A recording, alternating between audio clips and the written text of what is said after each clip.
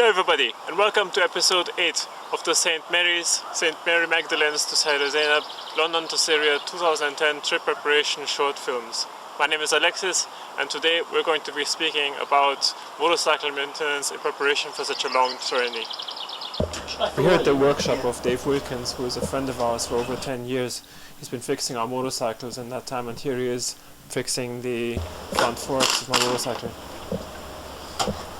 Well, that came undone easy enough.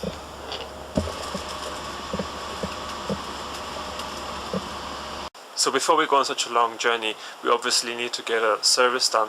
So what are some of the main things we need to have looked at? To do before you start a long journey would be initially a major service, with the addition of ensuring that the brakes are at least close to new or completely new, that the tyres are again either new or close to new. Certainly you've got to have plenty of tread to last the life of the journey, and make certain that all the bearings on the bike, wheel bearings, steering bearings and suspension bearings at the back, are in good working order.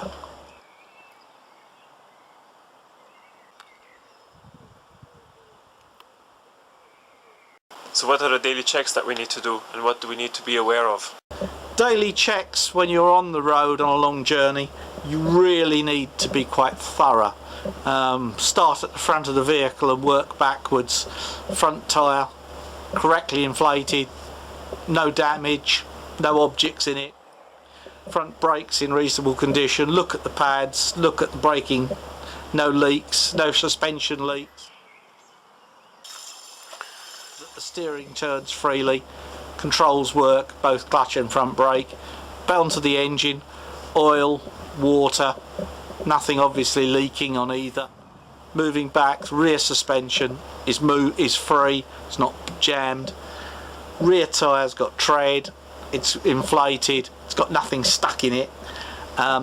Rear brakes have got pads, they're not through. Chain, every day on a long trip, lubricate the chain, look at the adjustment. And then just go around all your kit and ensure that nothing is falling off.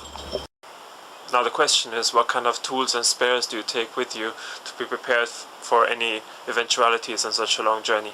To carry with you, the tool element depends on who you are and your experience level. An experienced mechanic would obviously carry more, but at a basic level, little more than the bike toolkit.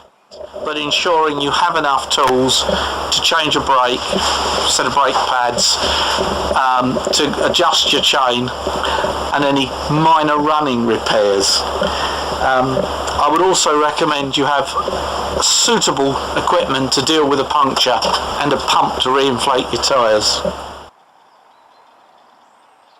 A walk round on a daily check. Bike sits nicely on the rear wheel, so the front's easy to check. Turns freely, so the brake's not sticking. If you hold, it doesn't wobble between the forks, so the wheel bearings on the bike are okay. Steering turns freely and doesn't rattle backwards and forwards and loose head races. Fork seals aren't leaking. Brakes aren't leaking, no brake fluid about, no brake fluid around the master cylinder at the front. Working backwards, front brake works. Clutch is probably in need of a little oil today. Working backwards, no obvious leaks of oil from the engine or water from the radiator. Moving backwards again, chain is on automatic lubrication, but you can check the level of the oil in the lubricator by a quick glance at the float level. Oop. Wheel doesn't wobble, nor does the suspension bearings. Tread on the tyre, and it's inflated reasonably well. Looking at the brakes, you can stand back and look at the brake pads and they're in reasonable condition.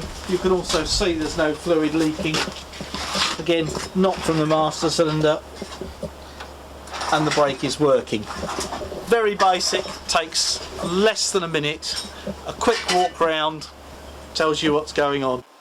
So after taking our motorcycles for a service and having heard from Dave what tools and accessories to take with us on such a long journey, we should be well prepared. Join us in our next episode, where I will be travelling to the Isle of Wight with my friend Les and doing a practice filming run for the long journey ahead. Thank you for watching.